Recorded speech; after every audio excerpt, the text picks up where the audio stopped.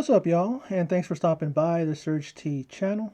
I am Surge T, and for my video tonight, I will be giving my rundown and thoughts on NXT UK for the 5th of August 2021. And what an amazing show this was. The main event could very well be one of the best matches ever in the history of WWE, not just NXT UK. But let's start it off. We see Shawn Michaels narrating what a 30-minute Ironman match means and what a wrestler needs to do in order to make it to the end, and how it ain't over till the last second ticks. And in that Ironman match, 30-minute, we're going to see A-Kid and Jordan Devlin competing in the first ever Ironman match for NXT in all its history. And that's exciting, and that's something that it's going to be something that's going to probably finally edge NXT UK into finally getting some recognition. Eyes were open with the Ilya Dragunov Walter NXT UK Championship match number one. Of course, they're going to have another match at NXT Takeover 36, and that's going to probably blow the roof off. But let's see what happens. But also, tonight, Dave Mastiff and Jack Starr's debut as a team. Now, Xia Brookside, she goes one-on-one against Blair Davenport. Oh boy. Zia. I don't know how to pronounce it because we have Zia Lee. I think her name is Zia. Okay, we'll go with Zia. Is going to have quite a task ahead of her if she wants to prove that her last name didn't get her to where she was. Her father is Robbie Brookside, a British wrestling legend who's been working with WWE and the training center and all that, so let's see what happens in this match. Now Zia is game, and she gets in a lot of offense and is on fire, but Davenport is systematically breaking the second generation superstar down. And speaking of breaking, Davenport connects with a knee to the back of the head of Brookside as he is draped over the second rope. And then she connects with a brutal driving knee to Zia's jaw, and even I felt that. I'm like, ouch, man. And Blair Davenport gets the 3 count and win, and even adds insult to injury by delivering a Falcon Arrow to the already beaten Brookside. Now, in an exclusive footage from last week following Mustache Mountain's victory over Symbiosis, Pretty Deadly issue a challenge to Mustache Mountain, and the boys accept it, but it will be on Pretty Deadly's time because, after all, they are the champs. They said, it's going to be on our time. You'll know when we say it is. So let's move on. Oh, instead of moving on, with the impending tag team title match, the Heritage Cup champion Tyler Bate is looking for competition for his Heritage Cup. Sid Scala makes the announcement of an 8-man tournament to commence next week to determine the next challenger. And the participants are Mark Andrews, Normdahr, Kenny Williams, Oliver Carter, Nathan Frazier, Tillman, Sam Gradwell, and Wolfgang. What a great lineup. It's going to look like it's going to be a banger of a tournament. And whomever wins that will definitely earn it and put them on that top tier of NXT UK, and they will face Tyler Bate. Now, we see a vignette, and someone is keeping a watch on her last opponent. What kind of witchery is this? As we see this vignette of Isla Dawn. Is she performing some ritual? A little creepy. Her last opponent, I forget her name at the moment because it's the first time I ever saw her, so I can't remember her, but I liked what I saw. She beat Isla Dawn, but then Isla Dawn got like a watch from her and has it in this little box, and it's covered with some twigs or something like that, and she's kind of giggling and laughing, and don't know what she's performing on the poor girl. I don't know what she's doing, but she's with this Wiccan stuff, so who knows what going on in the wicked mind of Isla Dawn. Pretty creepy. Now, what's next for Subculture? Someone interviews them, and Flash Morgan says, oh, this is what's next. He goes up to Walter, and he slaps Wolfgang. He goes up to Wolfgang to say, that's Flash Morgan Webster of Subculture, and he slaps Wolfgang, and he hightails it out of there with the Gallus member going after them. It's like, I guess Flash, he did what Mark Coffey did to Tyler Bate. He goes to Wolfgang and says, "Hey, I like what your boy did, Mark Coffey." He went up to Tyler Bate, slapped him, got his attention, and he got a title shot. And I guess he thought, why try it? Why not try it? Why? Wolfgang isn't a champ. What is he getting out of it? What is he getting out of this? Like, I guess he just wants to go one on one with Wolfgang. I think he could have asked, right? I think Wolfgang is up and he's game for everything, for anything, because he's been having this little one-upsmanship with his boy Mark Coffey. But it is announced later on that there's going to be a match between the two. So he's going to get what he wanted. I don't know if he's going to get what he wanted, meaning if he's going to be able to deal with Wolfgang's, that boy can go. Everybody knows what he's capable of, and I think Flash Morgan Webster better be on his, on his, what do you call it? On his pins, on his, what do you want to call it? He has to be, he better, he just better bring it because he's got Walter coming after him now. I know Walter. I keep saying Walter because I get Walter on my mind. Wolfgang. Now, Danny Jones and Josh Morell in their second match. Together they face Jack Stars and the Bomber Dave Mastiff. We see an amazing, pretty impressive O'Connor roll by the Bomber, followed up by Stars nailing his opponent, who's tied in the Tree of Woe in the corner with a diving headbutt. He tags in Mastiff, who goes diving into the void. A black hole, as Nigel puts it, with a cannonball in the corner, and the makeshift team of Stars and Mastiff get the win. Very, very good on their part. I love their team. Mastiff is teaching them a lot. He even looked at him after the victory and goes, "See what I'm saying? See what I mean? See what I mean?" Pretty much telling them, just do what I say, go with me, and we'll definitely be a successful team. And hopefully they continue doing it. And please don't let it be that typical, Mastiff is going to turn on Stars and all that stuff. I mean, because that's what WWE likes to do. It seems like NXT UK is on their own wavelength, on their own trajectory. So hopefully that doesn't, we've seen friends turn on them, but please don't do it again. This would be just good. This does have the makings of a great team, future tag team champions. So let's just let it go down that road. Let it do that. And so much for Danny Jones and Josh Morell in their second match. I guess they lost again. I don't know if they lost their first, lost for one of their first match, but I don't know. It's the first time I've seen these guys, so they're probably a second two losses in a row.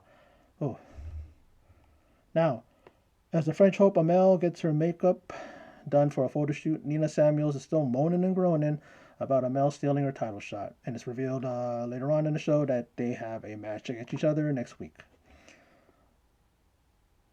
But it's announced, and what a first matchup in the Heritage Cup number one contender match. And it's going to be Normdahr versus Mark Andrews, and there's history between them going back to when they were in their teens, 13 to be exact. And when they matched up in WWE, they left the ring in stretchers. You even see it. They show a little clip of it, and they're both going like this with peace signs up, showing that they're okay. And I remember that match, and it was a very, very physical match. These guys were throwing everything at each other, and it didn't surprise me what happened at the end, and they're going to go at it again, and I'm glad that it goes to show that WWE and NXT UK and them, they're keeping track of these guys' matchups, what they've done in the past, and then they're going to, and down the road, now for this Heritage Cup thing, they're going to put them back together to see if they could present some of that magic again. Now, here's Aoife Valkyrie, one of my favorites in the women's division in NXT UK, and she has this to say, directed towards Ginny. She says, "Ginny, you had a chance to take me on one-on-one.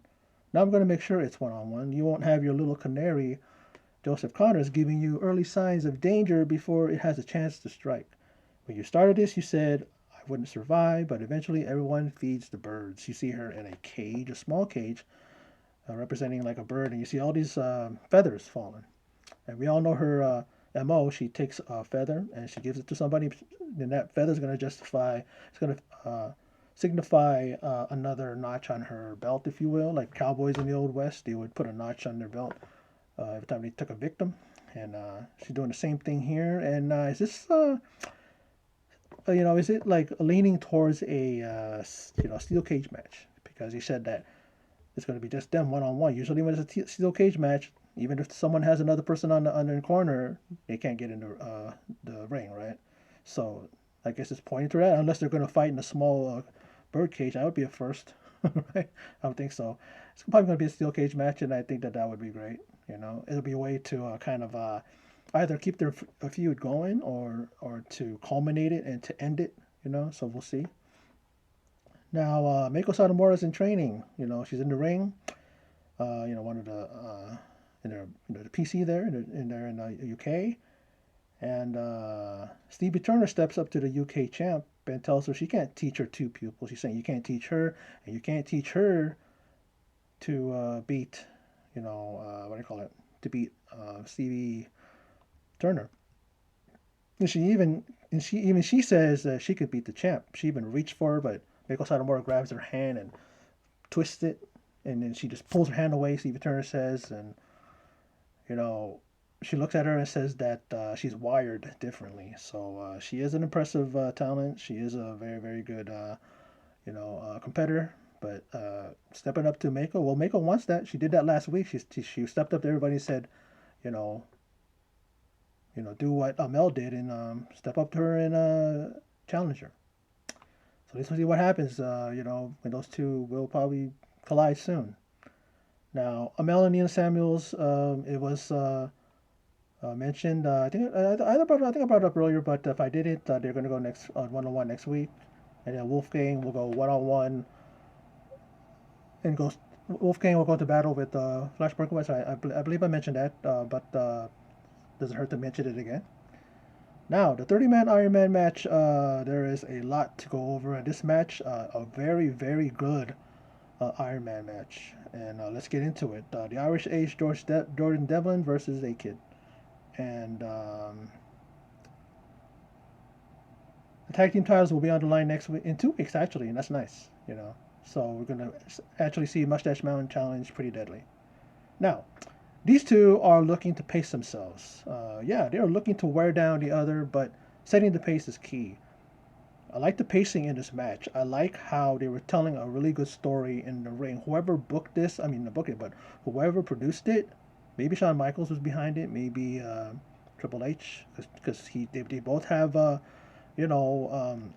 experience in Iron Man matches. Now, it was brought up that this Iron Man matches, they could be classic, and they brought up Triple H and The Rock, which went 6-5. Shawn Michaels and Bret Hart, and it's in classic. That went to a 60-minute draw, and it had to be settled in a sudden death round where Michaels picked up the victory and his first WWE Championship. I remember that match. I remember just how everybody was invested in that match and how it went to a draw. It went to like no falls, nothing at the end of the 60 minutes, and they had to have one more, like sudden death, winner take all, and it was Shawn Michaels that came on top, and I think that's where we hear the boyhood dream has come true. Gorilla Monsoon, the late Gorilla Monsoon, saying those words. Shawn Michaels crying, grasping his first WWE Championship. And this match, has both been put on a clinic. Classic grappling, near falls, and submissions slapped on quickly and efficiently. They were looking to get that first fall, and I just love how they were just, grabbing each other. They were like going for wrist locks. They were going for tie-ups, and they were just, utilizing just classic scientific wrestling. They were just, putting each other in holds and stuff, and they were really, really trying to pace it because, like I said, because it's 30 minutes, so they're gonna have to last. They're gonna have to try to make it so that they're not gonna get gassed or winded too quickly. Now, Devlin, he gets the first fall after targeting the right knee and submitting A-Kid with the half crab. And Devlin continues to target the right knee, but A-Kid slaps on a rear naked choke and almost taps out the Irish Ace, who gets to the ropes and breaks up the submission. Now, Devlin even locks in a figure 4 around the ring post. We've seen that a number of times over the years. And it really looks so painful because of the torque and the pressure that you put on it when the person that's putting it on leans back, and then the person that he has in that hold is like their limbs are around the pole. There's no give there, and that's what he was doing to A-Kid, trying to wear him down. And And then when A-Kid goes in there, he follows it up. Jordan Devlin follows it up with a knee breaker, and he slaps on a high angle Boston Crab, which A-Kid breaks up by reaching the ropes. These guys have been surviving every move. It's like every time they're getting in position to be submitted, they always go to the ropes. So he does that, and A-Kid gets back into it with a series of high German suplexes and tries to nip up, but his knee buckles, and Devlin and he go over the top rope as a suplex sends them to the floor below. But back inside, and A-Kid slaps on a submission, but Devlin reaches the ropes. An attempted cutter by Devlin, and Kid reverses into a sleeper and then connects with a vicious soccer kick. It only gets a near fall. Now A-Kid then locks in an armbar and taps out the Irish Ace. And this is after a series of amazing high offense moves. And it's knotted up a fall apiece with 11 minutes left. Now it turns into a fight for survival, and even a chair is brought into it, which could have drawn a DQ. But inside, a high crossbody by A-Kid gets a near fall, and a Hurricane Rana by the Kid gets another near fall, and a soccer kick drops Devlin for another near fall. At one point, they both just throw heavy shots, and Devlin is knocked into the ropes, falls forward, headbutting A-Kid, and gets a near fall. Clearly, these two are spent at this point, and the last minute is ticking away as the match is tied at one fall apiece still. And even Devlin connects with that Devlin inside German suplex to the outside floor. After connecting with a hard soccer kick, Devlin looks to hit that Devlin inside suplex, but A-Kid counters with a Canadian Destroyer like pile driver. So sick, man. My God, I love the pacing, like I said earlier, and the amazing stuff displayed here in this match. And now 3 minutes 27 remains on the clock. Now, double leg drop kick on Devlin gets a near fall in a submission attempt, and Devlin survives multiple attempts by A-Kid as 2 minutes remain. But with a minute 25 on the clock, A-Kid makes Devlin tap out to it was called Yuma Planta, his submission move. It was said by Nigel McGuinness, but I couldn't understand what he said. And A-Kid goes ahead, 2 falls to 1. Now, with under a minute and a half left, Devlin is desperate, goes for multiple covers for near falls, and time runs out as the 3 count almost hits, but to no avail as A-Kid defeats the Irish Ace in what is another classic match on NXT UK, and not only that, but another Ironman classic, which will go down as one of the best. I mean, A-Kid was saved by the bell. Looks like he was going to kick out. Didn't look like he was going to be down for the 3rd count. It was like 2 seconds left, and then the ref started counting. But, with the Walter match and with this match, it's like NXT UK is not a joke. They are legit. If anybody is missing NXT UK, really, you guys need to do yourself a service. You're doing yourselves a disservice if you're missing this, because it really is an amazing, group of wrestlers. First and foremost, they put on a lot of incredible stuff in the ring. They're all very talented. They're all very recognizable. I mean, for those of us who are watching them, they got names that can easily become household names. They just need to be given a chance, I have a feeling that Walter may drop the title to what's his name? To Ilya Dragunov, and then Walter may go to NXT, and maybe even face whoever's going to be the champion between Karrion Kross and Samoa Joe. I think Samoa Joe will beat him because Karrion Kross is on the main roster, so they want to put him there and maybe focus him on the WWE title. But man, this match was so good. So good. People are going to be talking about it. I'm going to go on YouTube and see if they have any kind of WWE made videos, that WWE puts out, and maybe they're going to have some people talking about it, WWE superstars, because they had a bunch of them talk about the Ilya Dragunov Walter NXT UK championship match number 1. You had Sheamus there, you had Drew McIntyre, you had others just talking it up. Amazing, and it was an amazing match, brutal. This match was every bit as brutal, every bit as technical, classic. I love the stuff that I saw here. Like I said, the pacing was amazing in this match. They really knew how to tell a story, and they made the match move along smoothly. It wasn't like you didn't feel Devlin was carrying A-Kid. You didn't feel that A-Kid was carrying Devlin. They just came at each other, and they took, the best from their opponent, and they were able to move it along. And I loved it. It was an amazing match, and amazing show. NXT UK was very very good. I enjoyed everything, even the backstage segments, even the confrontations, and the setup for matches, and the announcement of matches next week. Next week's looking great. It's looking good. And in the 2 weeks, we have a tag team title match, so that's going to be amazing as well. But yeah, that's my video for NXT UK for the 5th of August, 2021. I enjoyed it very much, and hopefully you guys who see this video will give it a shot. If you are, if you haven't been watching it, maybe not watching it enough, you should watch it every week because they put out a lot of good stuff. So, well, that's that. And for those of you who stopped by and checked it out, I appreciate it. And in closing, as always, take care.